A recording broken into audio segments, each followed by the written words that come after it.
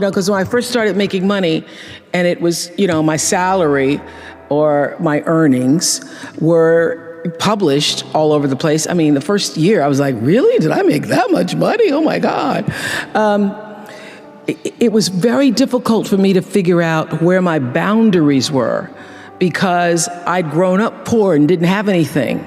So it's easy when you don't have anything and people ask you for money. And they say, I need $500. And you say, I don't have it because I'm just trying to get my rent paid. It's harder when your multi-million-dollar salary is now in the paper and you get a lot of friends and cousins you didn't have before. So how do you set boundaries for yourself? I was having trouble setting boundaries for myself for even strangers. People would just show up at my door in Chicago and say, Oprah, I left my husband, please help me. And I would, because she knows I have it.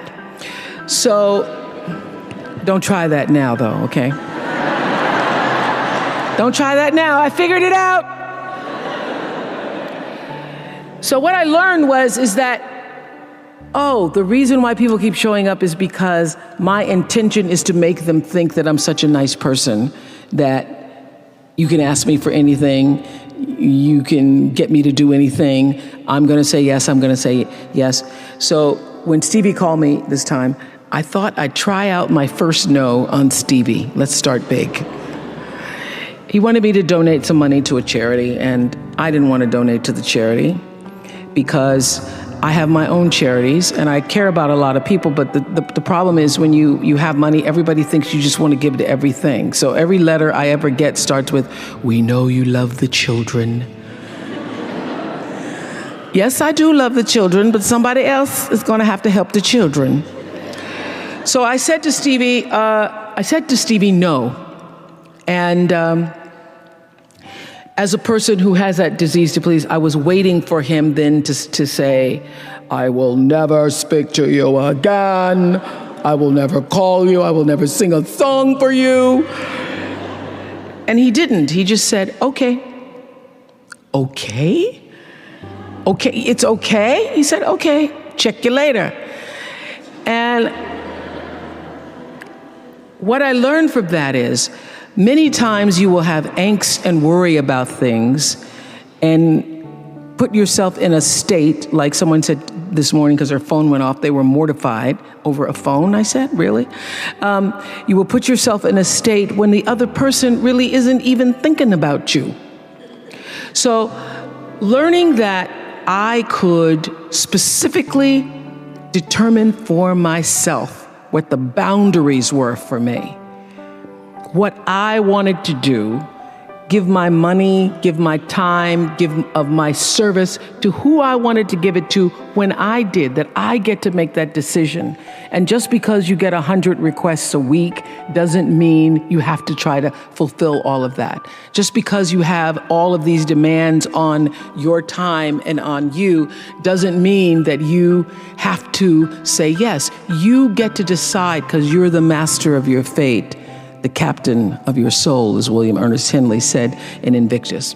And understanding that really changed the meaning of my life in that I was no longer driven by what other people wanted me to do, but took charge of my own destiny, making choices based upon what do I feel is the next right move for me. Quincy Jones had, I would not even say an important role, I would say the role in my acting career. Quincy Jones discovered me. And it's so interesting to me because when I was working as a television newswoman in Baltimore, and really all I wanted to do was be an actress, but I was doing television, and I felt at the time, well, I can't quit this job because this is what everybody else wants to do. And if I quit this job, what am I going to do? And I was going to a speech coach at the time that the station had sent me to. The broadcasting school, they sent everybody to the same woman. And I was telling her, I really don't want to do this. What I really want to do is act. And she says, my dear, you don't want to act. Because if you wanted to act, you'd be doing it. What you want to be, my dear, is a star. Because if you wanted to act, you'd be waiting tables in New York. And I thought, now why am I going to wait tables if I'm already working in TV? So I said, well, what I think is going to happen is I will be discovered. because I want it so badly. Somebody's going to have to discover me. And she said, you just dream. You dream, you're a dreamer. So when it happened, I called her up. I said, you will not believe this. I got discovered. And it really was a discovery. It's like one of those Lana Turner stories, only it wasn't a drugstore. He was in his hotel room, saw me on TV. It was unbelievable. So the interesting thing about that is that I truly believe that thoughts are the greatest vehicle to change power and success in the world. Everything begins with thoughts. I mean, the chairs that we're sitting in, the room that we're in, all started because somebody thought it. So I thought up The Color Purple for myself. I know this is going to sound strange to you. I read the book. I got so many copies of that book. I passed the book around to everybody I knew. If I was on the bus, I'd pass it out to people. And when I heard that there was going to be a movie, I started talking it up for myself. I didn't know Quincy Jones or Steven Spielberg or how on earth I would get in this movie. I'd never acted in my life, but I felt it so intensely that I had to be a part of that movie. I really do believe I created it for myself. I wanted it more than anything in the world and would have done anything to do it. Anything to do it. Turn your wounds into wisdom. You will be wounded many times in your life. You'll make mistakes. Some people will call them failures. But I have learned that failure is really God's way of saying, excuse me, you're moving in the wrong direction. It's just an experience.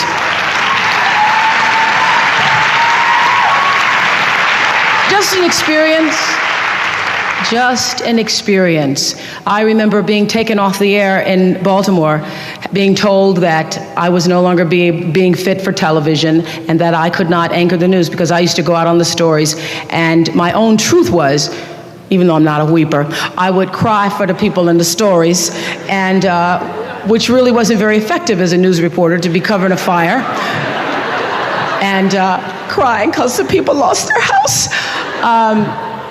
And it wasn't until I was demoted as a on-air anchorwoman and thrown into the talk show arena to get rid of me that I allowed my own truth to come through. And the first day I was on the air doing my first talk show back in 1978, it felt like breathing, which is what your true passion should feel like. It should be so natural to you. And so I took what had been a mistake, what had been perceived as a failure with my career as an anchorwoman in the news business, and turned it into a talk show career that's done okay for me. What drives you to keep working so hard? You and I are in the 60s category. And so when you're in your 60s, you've lived more than you're going to live, realistically. So when you realize you've lived more than you're going to live, you can say, why not relax a little bit? Why not just ease up? Why have you decided to even work harder than you did before? Because I think, David, that everybody, the thing that works for me all these years, whether it was the magazine, or which I still have, or whether it was the show, I understood that there's a common denominator in the human experience.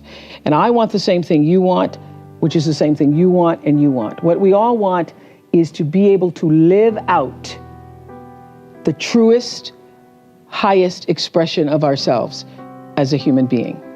That doesn't end until you take your last breath. What is the truest, highest vision that you hold for yourself? No matter where you are in your life, there's always the next level. There's always the next level to the last breath. So I feel that I always knew that I would be done with the show when I felt like, I've said as much as I could say here on this platform.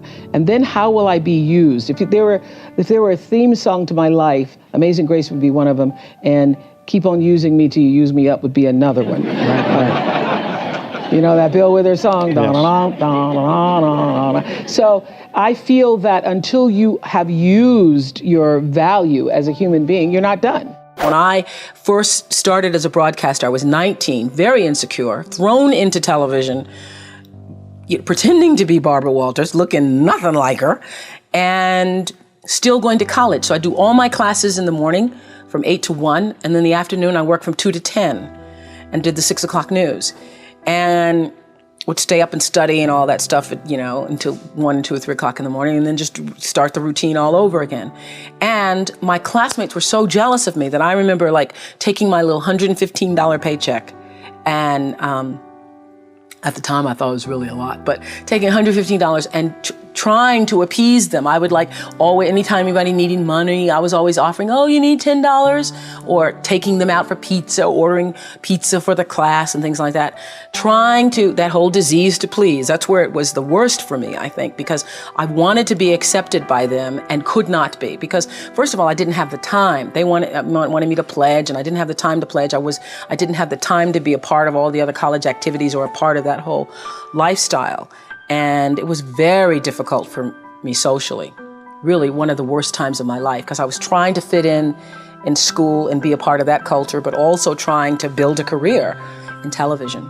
It's very difficult for me to even see myself as successful, because I still see myself as in the process of becoming successful. To me, successful is getting to the point where you are absolutely comfortable with yourself. And it does not matter how many things you have acquired. The ability to learn to say no and not to feel guilty about it, to me, is about the greatest success I have achieved. The fact that I have, in the public side, done whatever is fine. It's all a part of a process for growing for me.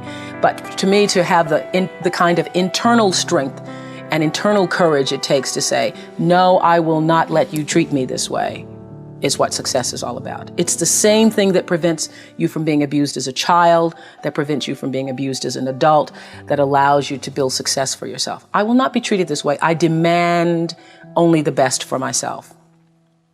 You are worthy to say no. That it's okay if you say no. It's okay if you say no and then people don't like you. That's really okay. The important thing is how you feel about what you're doing, how you feel about yourself. It's a long struggle, though. It's a long struggle. And I'm just hoping that, in the work that I do on the show and the speaking that I do around the country, and that young people who are watching this can get the lesson sooner than I did. Because it's painful, because you keep repeating it over and over and over until you get it right. And what I found is that every time you have to repeat the lesson, it gets worse. Because I call it God trying to get your attention, the universe trying to get your attention. So we didn't get your attention the first time, so we're going to have to hit you a little harder this time. So I'm still doing it. I'm still learning. Create the highest, grandest vision possible for your life, because you become what you believe. When I was a little girl in Mississippi, growing up on the farm, only buckwheat as a role model, watching my grandmother boil clothes in a big iron pot through the screen door because we didn't have a washing machine and made everything we had. I watched her and realized somehow inside myself and the spirit of myself that although this was segregated Mississippi and I was colored and female, that my life could be bigger, greater than what I saw. I remember being 4 or 5 years old. I certainly couldn't articulate it, but it was a feeling, and a feeling that I allowed myself to follow. I allowed myself to follow it because if you were to ask me what is the secret to my success, it is because I understand that there is a power greater than myself that rules my life. And in life, if you can be still long enough in all of your endeavors, the good times, the hard times, to connect yourself to the source. I call it God. You can call it whatever you want to, the force, nature, Allah, the power. If you can connect yourself to the source and allow the energy that it is your personality, your life force, to be connected to the greater force, anything is possible for you. I am proof of that. I think that my life, the fact that I was born where I was born and the time that I was and have been able to do what I've done, speaks to the possibility, not that I am special, but that it could be done. I remember when I started the school and I said to my beloved friend, Maya Angelou, I said, Maya, I'm just so proud that I was able to create the school. And I said, this is going to be my greatest legacy. And Maya said to me, you have no idea. Right. You have no idea what your legacy will be, she said to me, because your legacy is every life you've touched. And that shifted the way I saw legacy or what you leave behind or what you do. Because Maya was explaining to me that, you know, over all the years of watching your show, everybody who decided that they were going to go back to school or lose weight or no longer hit their children or get out of a bad marriage, all of those people who have seen and experienced your voice. And the same thing with everybody here. You have no idea what your legacy will be. Your legacy is every life that you've touched. And we like to think of it. I know you have done amazing things with your philanthropy. We like to think that these great philanthropic moments are the ones that leave the impact or will make the huge difference in the world. But it's really what you do every day. It's how you use your life to be a light to somebody else's, you know, and it's how you use your work as an expression of your own art, whatever that is. My intention in creating Masterclass came from the understanding that everybody's story is the same, all stories are connected. And there is nothing that anyone who's living on earth has ever felt or known or experienced on a soul level that hasn't been felt or known or experienced by someone else. One of the most difficult things in life is feeling that you are the only one. You are the only one who's traveled this path, who's felt this way. I had nowhere to go. I was homeless at the time. I lost my family. Next thing I know, I'm in this car for 3 years, man. I'm struggling. Who's experienced such devastation or joy or triumph or victory. So for me, I define a master as someone who has fully stepped in and owned the full progress and trajectory of their life. Persistence pays off. That's lesson one. But hearing stories told from the mouths of people who know how to live, how to course correct, how to keep going, how to never quit, how to rejoice in the good times and have faith in the bad, those people are masters. Anyone who can do that is a master. And their ability to share their stories only helps the trajectory of others who listen.